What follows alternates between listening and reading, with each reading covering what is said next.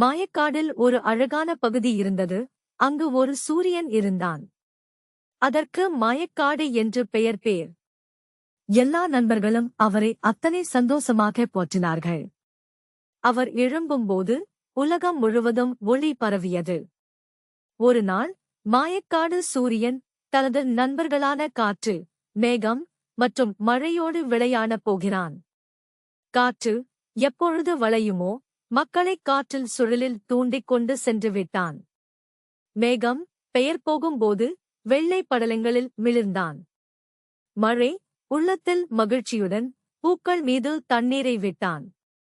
ஆனால் அந்த நாளில் மேகம் துக்கத்தில் இருந்தது. அது விட்டது. என் நண்பர்கள், மார்கழி காலம் வந்தால் என்னால் குளிக்கும் நீர் வருவதில்லையூர் எனக் கேள்வி கேட்டான். நண்பர்கள் சுழன்று கூறினர், பொறுமை காக்கா, காத்திரு, நீர் வருது நிச்சயம். மாயக்காடு சூரியன் மேகத்தின் மேலே இருந்து மழையை அழைத்து வந்தான். மழை வந்ததும் அந்த மேகம் மகிழ்ச்சி அடைந்து எல்லா நண்பர்களும் இணைந்து களித்துக் கொண்டனர். மாயக்காடு சூரியன் அனைத்து துக்கங்களைப் பொருத்தி நண்பர்களுக்காக ஒளியையும் வெள்ளத்தையும் கொண்டு வந்தான்.